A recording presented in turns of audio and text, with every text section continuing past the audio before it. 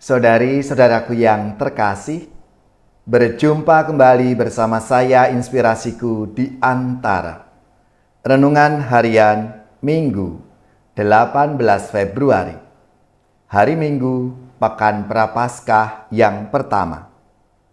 Semoga kita bersama keluarga dan komunitas kita selalu dalam keadaan baik, tetap sehat, dan bersemangat. Marilah kita mengawali renungan kita dengan tanda kemenangan Kristus. Dalam nama Bapa dan Putra dan Roh Kudus. Amin. Allah Bapa yang Maha Kuasa, ajarilah kami untuk menghayati panggilan kami sebagai pengikut Kristus yang sejati. Semoga kami tidak hanya hidup karena makanan jasmani saja, tetapi juga karena sabda yang Kau berikan kepada kami melalui Yesus Kristus Putra-Mu Tuhan kami, yang bersama dengan Dikau dalam persatuan Roh Kudus, hidup dan berkuasa Allah sepanjang segala masa. Amin. Dalam nama Bapa dan Putra dan Roh Kudus. Amin. Inspirasi kita hari ini dari Injil Suci menurut Markus bab 1 ayat 12-15. Marilah kita siapkan kitab suci kita masing-masing. Kita akan membaca bersama-sama lalu merenungkannya. Sekali peristiwa, Roh memimpin Yesus ke padang gurun. Di padang gurun itu ia tinggal 40 hari lamanya dan dicobai oleh iblis. Yesus berada di sana di antara binatang-binatang liar, dan malaikat-malaikat melayani Dia. Sesudah Yohanes Pembaptis ditangkap, datanglah Yesus ke Galilea memberitakan Injil Allah.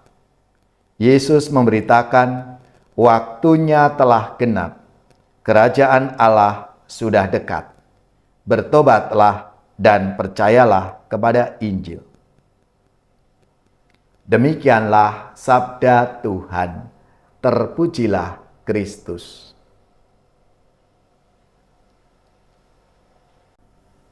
Saudari-saudaraku yang terkasih, hari ini kita memasuki hari Minggu Pekan Prapaskah yang pertama. Biasanya orang mengenal hari Minggu Prapaskah pertama sebagai hari Minggu pencobaan. Karena kita mendengar kisah Yesus yang mengalami 3 pencobaan dari iblis di padang gurun. Dan Dia menang atas pencobaan-pencobaan itu. Pada malam Paskah nanti kita akan memperbarui janji baptis kita dengan mengatakan secara lantang bahwa kita menolak godaan-godaan setan dalam bentuk tahayul, perjudian, dan hiburan yang tidak sehat. Saudari-saudaraku yang terkasih, Injil hari ini mengisahkan secara singkat Yesus yang dipimpin oleh Roh ke padang gurun. Yesus tinggal di padang gurun selama 40 hari dan 40 malam, serta dicobai iblis. Digambarkan bahwa di sana Yesus ada di antara binatang liar, dan malaikat-malaikat datang untuk melayaninya. Pencobaan ini dialami Yesus sebelum Ia mewartakan Injil. Pengalaman Yesus ini mirip dengan pengalaman Musa dan Elia yang mendapat pelindungan Tuhan dari bahaya binatang buas. Yesus adalah Musa baru, Elia baru yang menguasai padang gurun dan menjadi pemenang. Yesus mengalami pencobaan sebelum mewartakan Injil dan menyerukan pertobatan. Tuhan Yesus senantiasa menyerukan pertobatan bagi kita semua. Dalam dunia Perjanjian Lama, manusia jatuh dalam dosa. Mereka tidak tahan terhadap godaan-godaan dalam hidup mereka. Karena itu, mereka berkali-kali jatuh ke dalam dosa. Peristiwa air bah memperbarui generasi manusia lama ke generasi manusia yang baru. Tuhan pun mengikat perjanjian dengan Nuh dan keturunannya. Tuhan menunjukkan kerahimannya. Karena itu, Ia berjanji bahwa sejak semula saat itu tidak ada lagi hidup yang akan dilenyapkan oleh air bah. Dan tidak akan ada lagi air bah untuk memusnahkan bumi. Tentu saja Tuhan menghendaki adanya pertobatan yang radikal dari Nuh dan keturunannya. Saudara-saudariku yang terkasih, melalui sabda Tuhan hari ini tentunya juga mengajak kita semua untuk bertobat. Maka Yesus menyerukan dalam sabdanya, kerajaan Allah sudah dekat, bertobatlah dan percayalah kepada Injil. Mari, kita menata pertobatan kita karena Allah begitu belas kasih kepada kita. Air bah dan bahtera melambangkan pembaptisan yang menyelamatkan kita. Maka dalam bacaan yang kedua, Santo Petrus mengatakan bahwa dengan air pembaptisan itu, kita sebagai umat beriman diselamatkan dengan pengantaraan Yesus Kristus. Dan Santo Petrus menulis, juga kamu sekarang diselamatkan oleh kiasannya, yaitu baptisan. Maksudnya bukan membersihkan kenajisan jasmani, melainkan memohonkan hati nurani yang baik kepada Allah melalui kebangkitan Yesus Kristus.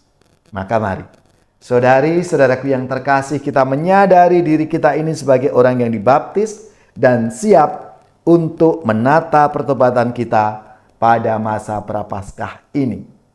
Sehingga selama 40 hari kita sungguh-sungguh seperti Tuhan Yesus yang tidak mudah digoda oleh bermacam-macam godaan di dalam hidup kita masing-masing. Ya Tuhan, bantulah kami untuk sungguh bertobat dan percaya kepada Injil-Mu.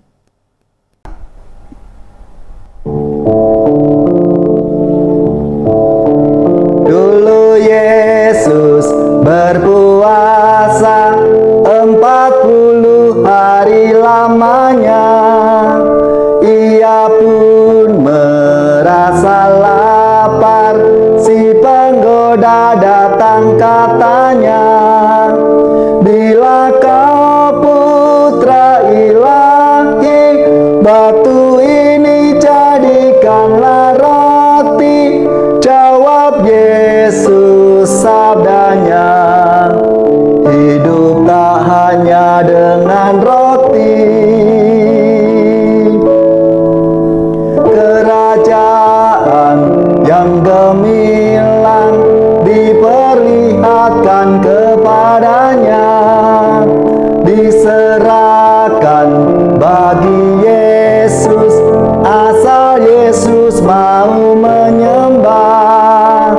Ku berikan bagi dikau, asal Tuhan mau menyembahku. Jawab Yesus sabdanya, hanya Allah boleh disembah.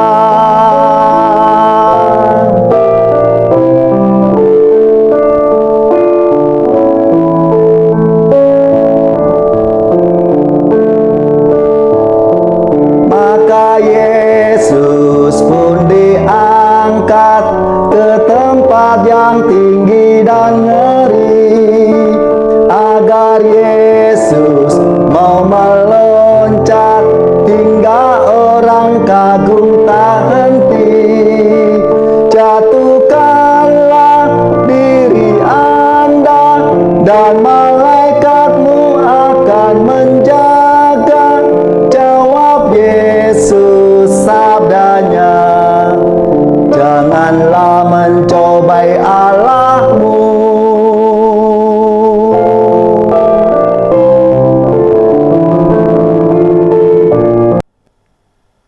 Saudari-saudaraku yang terkasih, marilah kita mengakhiri renungan kita hari ini dengan mohon berkat Tuhan dan kita akan menerima tugas perutusan.